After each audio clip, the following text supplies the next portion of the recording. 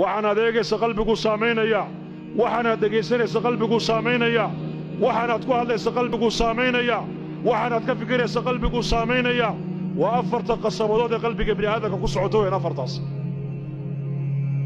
afartaas shaabatul qalbi bi culimadu yiraahdaan waxaad eegto qalbigu galaa waxaad ku hadasho qalbigu galaa waxaad ka fikirto qalbigu galaa waxaad dhegaysato qalbigu galaa qalbiga daxalka maxaa lagaga biiyaa laba shay bay culimadu yiraahdeen laba shay baa qalbiga daxalka lagaga biiyaa quraanka akhriskiisa oo la badiyo iyo aakhiradu inta badan la sheego la xasuusto laga sheekay labada maanta may nagu yarin mise nagu badan yihiin yaa